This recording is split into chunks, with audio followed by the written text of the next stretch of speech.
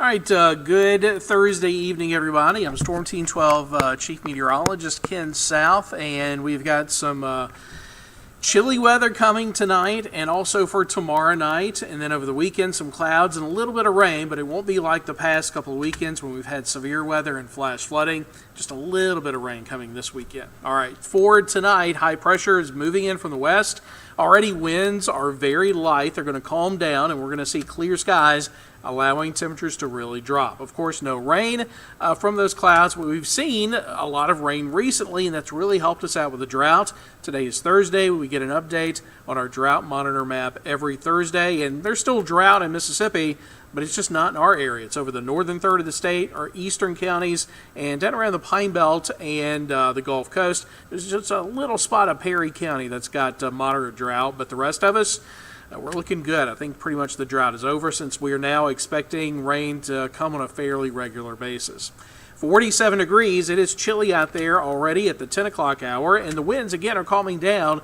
These are wind gusts, and there's not going to be much of any wind first thing in the morning. So at least there won't be a wind chill, but the actual temperature is going to be cold enough. For the first time this season, I'm expecting numbers to be mostly in the upper 30s for lows to near 40 down in the Pine Belt. Still not quite cold enough for a frost or a freeze. Notice we don't have any advisories in effect for Mississippi, although there is a frost advisory from 3 a.m. to 9 a.m. for the northern half of the state of Alabama. So could there be a touch of frost in our eastern counties, somewhere maybe around Columbus or north of Meridian? Yeah, it's possible, but I don't think in our area there's too much to worry about. Although, again, cold in the morning, you're going to need to wear a jacket, at least a long sleeve shirt. Later in the day, though, nice warm-up, about 30 degrees during the course of the day. That'll put us in the mid to upper 60s with full sunshine, low humidity, and just a light northwest wind. So here's our high pressure. That's our weather maker moving over Mississippi over the next 24 hours. And then it moves off to the east over the weekend. Now, right behind it, we are going to see a very fast-moving cold front coming in from the north and west. It's not going to be much of a front. We really don't see a lot of cold air behind it. It doesn't have time to pick up a lot of moisture, so while we will see some clouds with the front, there's going to be very little rain. I'm going to put in a 10% chance for Saturday and Sunday, although I think most of us are going to stay dry. There will be a slightly better chance of rain the farther north you live.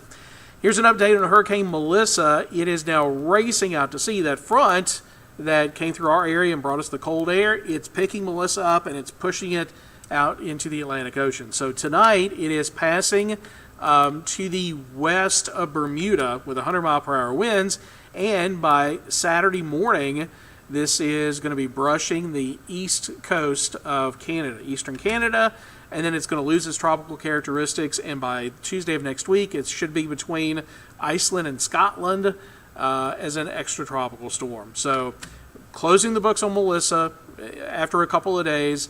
And there are no other areas of interest in the tropics right now. So there's nothing to look at out in the tropics. And in fact, as we get deeper into the fall season, our fronts continue to come through.